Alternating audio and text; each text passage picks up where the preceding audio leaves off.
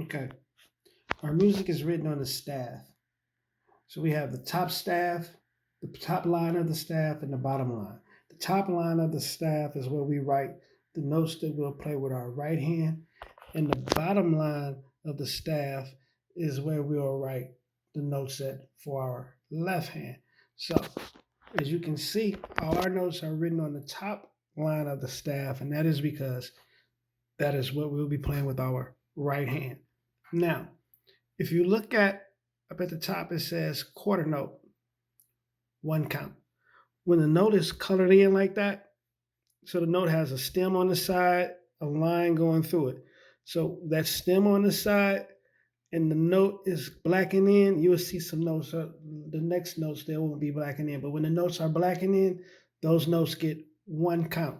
And as you can see, we have 1, 2, 3, 4. Our music is written in measures. So that first 1, 2, 3, 4, where we have the bar line, that's measure 1.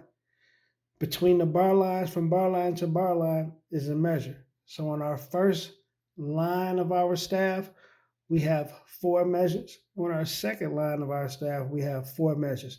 So this song has a total of 8 measures. So when we count 1, 2, 3, 4, the bar line, we go back to 1. 1, 2, 3, 4, bar line, back to 1. 1, 2, 3, 4. And since each one of these notes are colored in, they each get one count. So at the beginning of our staff, we have a 4 over 4. That top number is going to tell us how many beats is in each measure. So that is the reason we're counting 1, 2, 3, 4, because that top number, the 4 over 4, this is why we're counting 4 beats in every measure. So again, we count 1, 2, 3, 4. Bar line, we go back to 1, 2, 3, 4. Bar line, we go back to 1, 2, 3, 4. Also, as you can see, measure 1 and measure 2 all have notes with the line going through it. And as you know, if you go back to our earlier video, that note is C. So the notes with the line going through it is C. When we get to measure 3 and 4, that's the note that hangs down from that first line, that's D.